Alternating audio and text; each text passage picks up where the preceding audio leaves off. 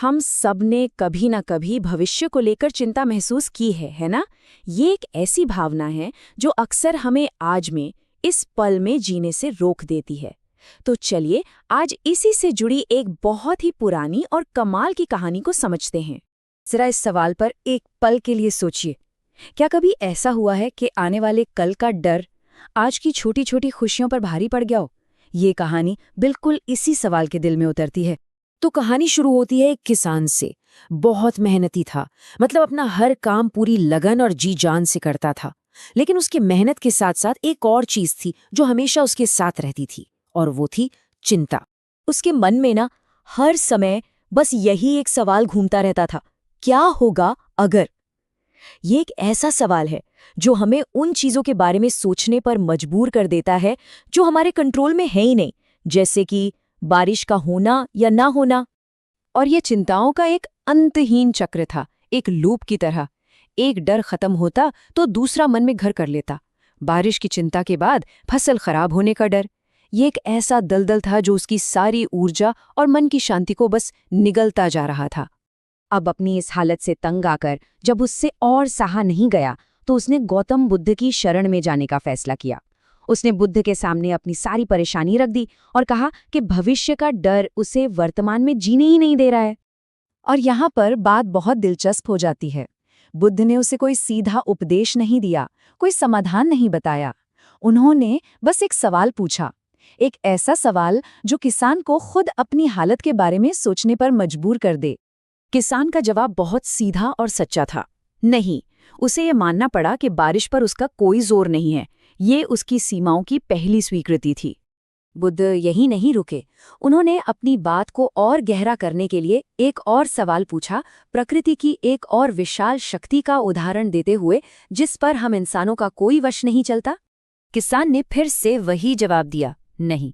और हर सवाल के साथ किसान को ये एहसास और गहरा होता जा रहा था कि वो उन ताकतों से लड़ रहा है जिन्हें वो कंट्रोल कर ही नहीं सकता। और फिर बुद्ध ने वो सवाल पूछा जो इस पूरी बातचीत का निचोड़ था। ये एक बहुत ही शक्तिशाली और लॉजिकल बात थी। अगर हम किसी चीज को बदल नहीं सकते तो उसके बारे में चिंता करके हम सिर्फ और सिर्फ खुद को ही तकलीफ देते हैं। बुद्ध की बात सुनकर किसान को थोड़ी राहत तो मिली, लेकिन उसके मन में अभी भी एक सवाल था। समस्या तो समझ आ गई, पर समाधान क्या है? अगर चिंता नहीं करनी है तो फिर करना क्या है? यहाँ बुद्ध ने उसे सिर्फ 4 कदम नहीं बल्कि जीने का एक नया नजरिया दिया। उन्होंने बताया कि हमें अपनी ऊर्जा सिर्फ उन चीजों पर लगानी चाहिए जो हमारे कंट्रोल में है, मतलब मेहनत करना और बीज बोना।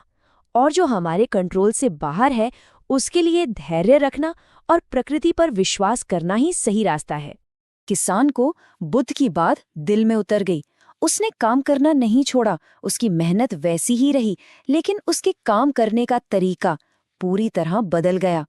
अब उसके काम में मेहनत तो थी, पर चिंता का बोझ नहीं था। ये एक बहुत बड़ा अंदरूनी बदलाव था। और इस बदलाव का असर सिर्फ उसके मन पर ही नहीं बल्कि उसके काम पर भी दिखा। जब उसने चिंता छोड़कर सिर्फ अपने काम पर ध्यान लगाया तो कमाल हो गया।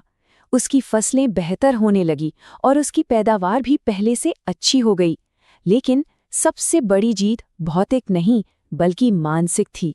उसे मन की शांति मिल गई थी। तो किसान की यात्रा का सार यही था, लगातार चिंता से एक शांत मन तक का सफर। ये दिखाता है कि कैसे सिर्फ एक नजरिया बदलने से जीवन की पूरी क्वालिटी बदल सकती है। बाहरी हालात शायद न बदलें, पर हमारा अंदरूनी अनुभव पूरी तरह बदल सकता है। तो इस कहानी का सबसे बड़ा सबक यही है, कर्म का ज्ञान। इसका मतलब है अपने काम पर, अपने प्रयास पर पूरा ध्यान देना और परिणाम की चिंता से खुद को आजाद कर लेना। ये भगवत गीता के सिद्धांत जैसा ही है ना, कि कर्म करो, फल की चिंता मत करो। और आखिर में ये कहानी हमें सवाल के साथ छोड़ जाती है। हम सभी के जीवन में अपनी अपनी फसलें हैं और अपनी अपनी चिंताएं। तो ये सोचने वाली बात है कि वो कौन सी चीजें हैं जिन पर हमें अपनी ऊर्जा लगानी चाहिए और वो कौन सी हैं जिन्हें हमें प्रकृति या समय पर छोड़ देना चाहिए।